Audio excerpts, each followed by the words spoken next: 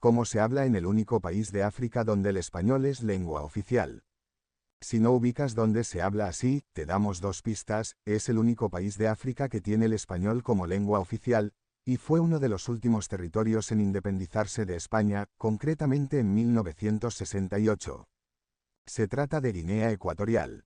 Como imaginarás, el español llegó hasta allí cuando los españoles ocuparon el territorio, tal y como ocurrió en América Latina. Solo que la historia de esta colonia, llamada entonces Guinea Española, es algo distinta. Y sus particularidades políticas, geográficas y étnicas le dan al español que allí se habla unas características especiales. Te las contamos. Portugal y el Río de la Plata. El territorio de la actual República de Guinea Ecuatorial está compuesto por una parte continental, cuya capital es Bata, y 5 islas: Bioko, que es la sede de Malabo, la capital del país Annobón, Corisco, El Obey Grande y El Obey Chico. Antes de ser una colonia española, lo fue de Portugal. En 1471, Fernão Dopo buscaba una ruta hacia India y recaló en el Golfo de Guinea. Portugal ocupó las islas de Bioko, Annobón y Corisco y las convirtió en puertos para traficar esclavos. En 1777, tras la firma de varios tratados donde Portugal y España se intercambiaron tierras en América Latina y África, cae en manos de la corona española. Y, a pesar de estar a miles de kilómetros de distancia, se convierte en parte del Virreinato del Río de la Plata, en el Cono Sur. Desde Montevideo sale entonces un contingente de tropas españolas para tomar posesión de la zona. Una vez allí se encuentran con un panorama nada alentador: los nativos son hostiles, los españoles no aguantan muy bien las enfermedades tropicales típicas de la zona y, para más inri, la metrópoli no les hace mucho caso y no los apoya. ¿Y qué pasa? Pues lo que debería uno de hacer siempre como máxima en la vida: si no me quieren aquí, pues me voy. Y con viento fresco los españoles abandonaron las islas. Aunque legalmente seguía perteneciendo a España, los británicos ocuparon la zona en 1827 y la usaron como enclave para el comercio y para controlar el tráfico de esclavos procedente de África. Así que ya tenemos 3 idiomas que entraron en contacto con la región: el portugués, el inglés y un poquito de español. En 1843 se expulsa a los británicos y los españoles tratan de tomar poco a poco el control.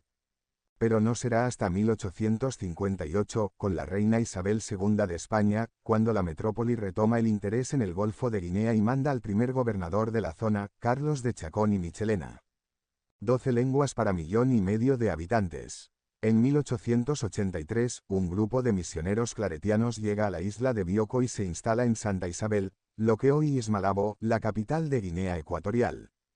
Ellos montan la iglesia y la escuela, juntas, en mitad de los poblados. Tenían clarísimo que la escuela era el medio de hispanizar a los indígenas, cuenta Susana Castillo, profesora asociada en la Universidad de Nueva York, especialista en lenguas globales, cultura y glotopolítica.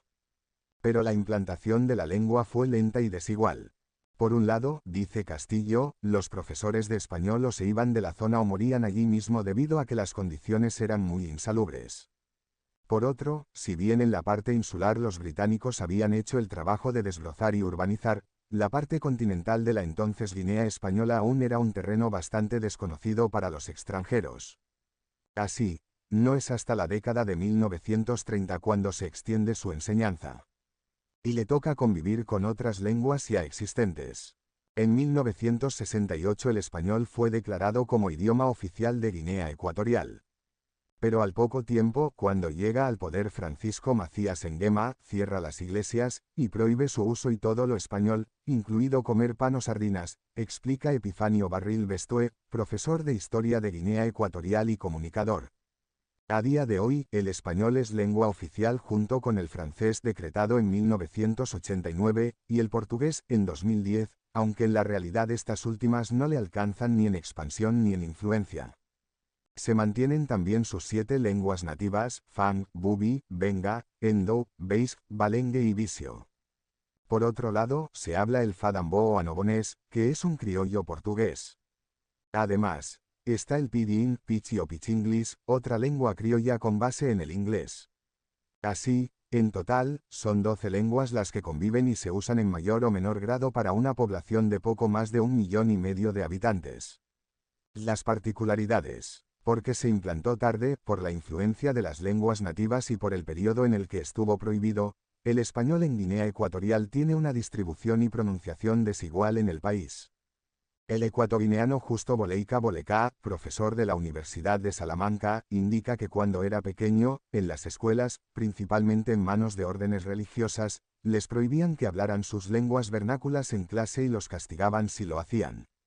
La idea era mantener una suerte de pureza en el español. Pero fue inevitable que, a la hora de hablarlo, quedara impregnado con las lenguas vernáculas de cada hablante. Él, junto con Susana Castillo, nos cuentan algunas de las particularidades. Influencia en la fonética y el léxico de las lenguas nativas. Se mezclan las palabras de español y pichi en las frases. Calcos. Buscar una palabra y darle un significado que no tiene que ver con el original. Difícil diferencia entre la S y la Z. Se tiende más al seseo. Cuando se pronuncian las S y Z como en el español de buena parte de la península ibérica, se hace de modo impostado. Difícil distinción entre la R simple y la R o la L y la L. En ambos casos es por la ausencia de estos fonemas en las lenguas nativas. Cambio en los tiempos verbales, había por, hebie. Además hay una brecha entre aquellos que estudiaron español antes de 1968 y después. Si quieres escuchar cómo hablan en Guinea Ecuatorial, puedes ir al final de este artículo, donde te ponemos varios ejemplos. Algunas palabras propias del español en Guinea Ecuatorial. El vocabulario de Guinea Ecuatorial es rico. Es una mezcla entre palabras que tienen un significado en el diccionario pero se cambia por otro, préstamos de otros idiomas, en concreto, anglicismos, galicismos o americanismos y también préstamos de las lenguas autóctonas, así como palabras de uso común en el español. Te compartimos algunas. Abecería, colmado, abasto, tiendita. El típico pequeño comercio donde puedes conseguir de todo a la vuelta de la esquina. Lo curioso de esta palabra es que proviene de abacero, que a su vez viene del árabe hispánico sabasad, el de los víveres. Aguacate. No solo se refiere a ese delicioso fruto, sino también a las extensiones de pelo postizo de buena calidad. Deriva de cuando las mujeres guineo-ecuatorianas en Madrid iban en busca de un buen postizo y lo compraban en la calle del aguacate. Calderilla. En España, son esas monedas que tienes sueltas por la casa, chatarrilla, que no tienen mucho valor, suelto dirían en Colombia y Argentina, sencillo en Chile, menudo en Costa Rica, pisto en Guatemala y morralla en México. En Guinea Ecuatorial es el dinero que te devuelven en la tienda cuando compras, sin importar si es un billete grande o moneditas. Castizar. Cuando vamos al diccionario, vemos que una persona castiza es alguien con casta, de buen origen, pero también castizo es el lenguaje, puro, sin mezcla de voces ni giros extraños. En Guinea Ecuatorial derivaron el sustantivo y crearon el verbo, castizar, para referirse a, hablar bien el español. Chapear. Al igual que ocurre en Cuba, República Dominicana y en algunos lugares de América Central, si le dices a alguien en Guinea Ecuatorial que vas a chapear, le estás diciendo que vas a quitar hierbas y malezas con un machete. Disparar. Si dices, las mujeres comió pescado, o, este niña es un encanto, estás disparando. Disparar es equivocarse cuando se habla el español. O, tal y como se diría en Guinea Ecuatorial, si disparas, no castizas bien.